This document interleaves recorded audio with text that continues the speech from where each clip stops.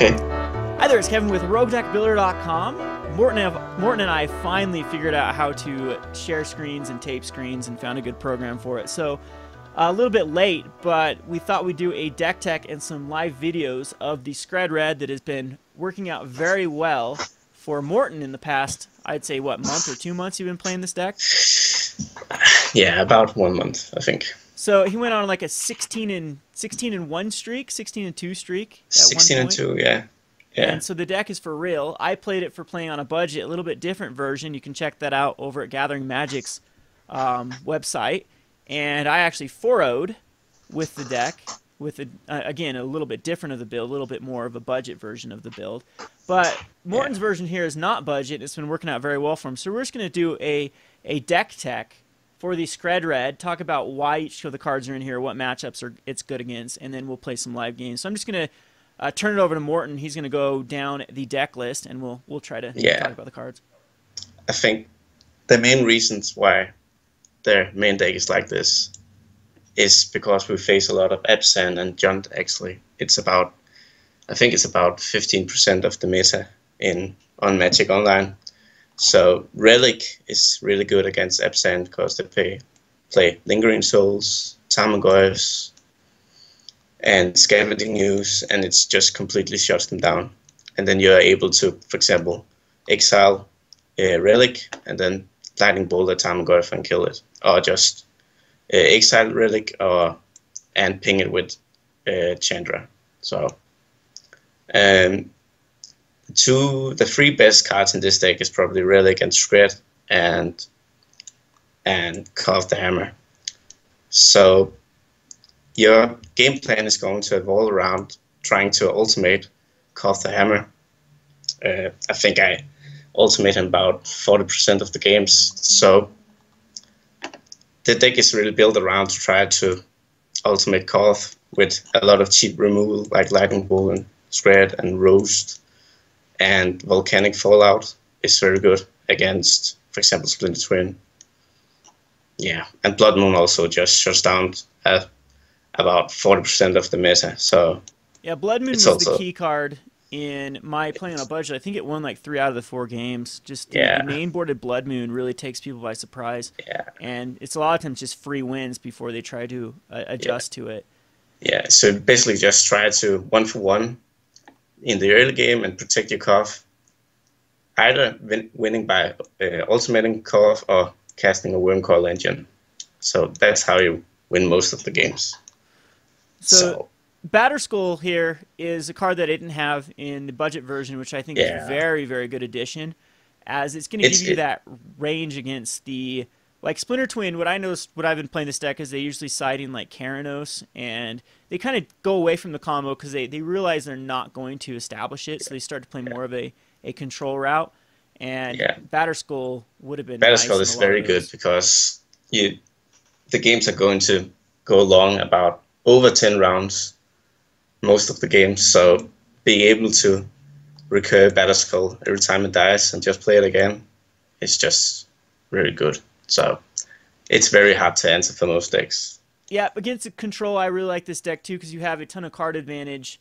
Koth kind of feels like a card advantage card to me by creating more and more threats and that they have to actually answer. And by that time, you have so many mountains that they're expendable. And then Scrying Sheets was another card that basically guarantees that you're not going to be drawing into too many lands. You can actually scry them off the top, which is kind of also nice. The Scrying Sheets and Chandra combo is you can actually look at the top to see if it's something you want to exile, and if it's not, then you can just +1 Chandra. So I also love that. just end of turn, if there's not a mountain on top, you can really start to figure out what your next turn are going to be. Are you going to play something and the end of there instead, or going to do something better at your turn? So another card I thought was pretty great in the deck was the Mind Stone. There was many times I ramp into an early Koth. Yeah, if they can't answer the Koth, they just lose the game. Yep. It's basically impossible to lose the game with a Koth ultimate. And you really try to play defensive and just try to protect your Koth at all costs. For example, one of my favorite plays is actually play a Koth, on turn 4, untap a mountain, and don't attack with it, and just leave up a Skred for a creature or something. Yeah. Yep. So the thing that I notice about this deck too is it's very hard to side against as well. There's not like a one fits all. You can try to shut down the Blood Moon, sure, but then you have to put in all the hate versus Blood Moon, which is only 3 cards in the deck. And Stony Silence really doesn't work against this deck. I mean, it can shut down Relic and Mind Stone. Suppression Field might be a bit of an issue with like white with all decks. the Planeswalkers. Yeah. I don't see Suppression Field now that Pod is dead. So there's not a lot of decks that Suppression Field locks out as much as Pod. And then it's just got, I mean, you can't really attack the entire deck. It's not an aggro deck. It's not a control deck. It's not a mid-range deck. It's kind of a hybrid between a lot of those. It can be very aggressive. It can have a nice late game and mid-range feel to it. And it actually has a huge control feel to it, but it's not the traditional control with counterspelling and destroying permanents. There's been times where I was actually using Lightning Bolt and Volcanic Fallout just to finish off the opponent. So you have that advantage to it. So let's go to your sideboard. Just tell us what the sideboard cards are in here for. So lately I've had a lot of problem with Affinity, even though I have a lot of direct damage spells. But the problem is this deck is very slow. So if you don't get a Frit in early game, they'll just top deck something like the Cranial Plating and you'll die. So I got 3 main deck, 3 sideboard cards against Affinity. Actually 5, because Pyrite Spellbomb is pretty good against S Champion. Molten Rain. Do you bring a Molten Rain? No, I just leave in the Blood Moons. See, when I play against Affinity, I love Molten Rain versus Ink Moth Nexus. Yeah, but Blood Moon kind of have the same rule there. Fair enough. And I don't want to have too many Blood Moon kind of effects. Just destroying a land is not good against Affinity, I think. So I bring in Shattering Spree, Shatterstorm, and Pyrite Spellbomb and take out all the relics and 1 roast, I think. Yeah. And against Burn, Dragon's Claw is just, insane. So it's very hard to lose if you get a turn 2 Dragon's Claw if they can't answer it with some artifact removal. Yeah, and you're going to be casting red spells too, so they're going to be... so I'm going to gain a ton of life. And something we actually have discussed is that I leave in Blood Moon against Burn because it shuts down about 12 of their cards after sideboard. So it's actually a way to protect your Dragon's Claw against what is it called? Destructive Reverie? Yeah. Yep. And it's shut down Boros Charm, and it's shut down Helix. Yeah. Just all kind of cards. So as we discussed too, it's kind of good against both Lavamancer if they're playing Grim Lavamancer. Just because the fetch lands will not go to the graveyard now, as well as the Searing Blaze. Yeah, Searing Blaze. They can't activate it on your turn anymore for 3 damage at least. So, yeah, that's pretty good. And then we got 2 volleys against Splinter Twin. Even though we have Skred against Splinter Twin, which is really good. And 1 Combust, because I want to kill Siege Rhinos, and Volley is not able to do that. So I love Rending Volley and Combust. It's just really the nail in the coffin for the twin combo. Because, like you said, the Skred takes care of Deceiver Exarch usually, and so Lightning Bolt can take care of Pestermite just fine. But sometimes it's going to go to the late game, and they're going to hold up like a Remand or a Cryptic Command or Mana Leak or something, and then Rending Volley just leaving 1. If you always leave 1 red open against Splinter Twin, they're not going to try to combo off, even if you don't have the Rending Volley in your hand. So and you can also just go turn 3 Koth with Mind Stone and untap Mountain and just don't attack, and they can't really cast there. Try to combo off. So still plussing your Koth up. You're still getting the loyalty, which is very, very important, and trying to get to the ultimate, because they side up most of their lightning bolts because they don't have anything to target anyway. So because we're not playing in any Boros Reckoner, something like that. And yeah, and that's just a really bad card in this kind of deck, I think. Yeah, I agree. I like your list. I back in the day, Skred Red has been around for a while.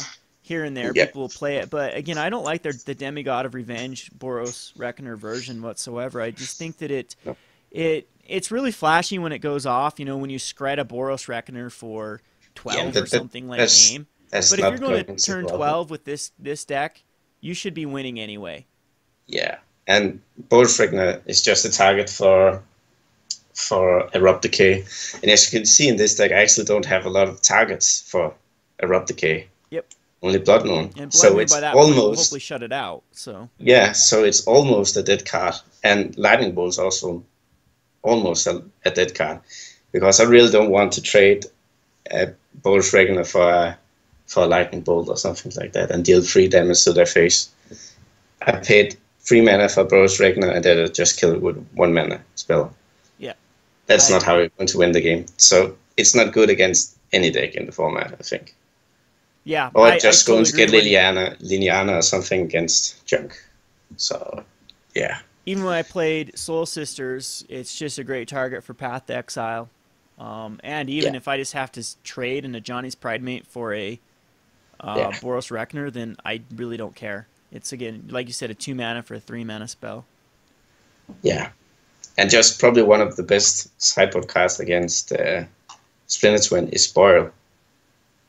If they try to combo off, try to cast a Deceiver X at end of your turn, you just tap 4 mana and kill all the islands. I guess that's your strategy for Scapeshift as well as Boil, Molten Rains, and Blood Moons? Yeah, exactly. But that deck never sees play anymore, hardly. Scapeshift? So, yeah. I played against it last night, so I don't know. It comes and goes in... I think it's about 2 or 3% of the meta, so it's not... Yeah, so this deck is actually just built to beat Splinter Twin and Black and Green variance decks. Yeah, the big 3, Burn, Abzan, and Splinter Twin. I think Burn is about 50-50%. Yeah. You will, if you play it daily, you're more than likely than not to see a Burn deck, especially on MTGO. What makes Burn so attractive is it's cheap. So you can, if you're a new player for MTGO, you can pick up. You don't even need like Goblin Guides, which I think is their most expensive card now. I mean, it makes the deck better, but like Monastery Swiftspear is good. Grim Lavamancer's good. I guess Eidolon's pretty pricey on MTGO, but still, it's nothing compared to trying to pick up. And then, in all honesty, you don't have to have the fetch lands, but even those are what, 2 tickets a piece now for the Khans of Tarkir ones. Yeah, I so think so. It's very, very cheap to get into, and you'll see a lot of people playing Burn just for that reason. And you don't have to know the format very well to play Burn. It's a very linear deck. It just knows what it's going to do. It's an easy deck to play, but I think it's an easy deck to play, but it's also quite hard to master, I think. Yep, I agree there. You can be successful not knowing what you're doing, though, is the key to that. That's the key. You can easily have the 50% win percentage or something and don't know anything about what you're doing. Burn. Yep.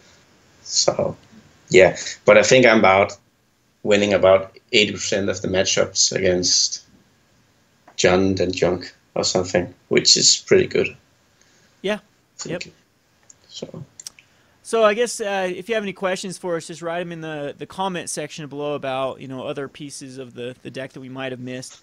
And we're going to get some games underway. So this has been Kevin and Morten from RogueDeckBuilder.com. Thanks for watching.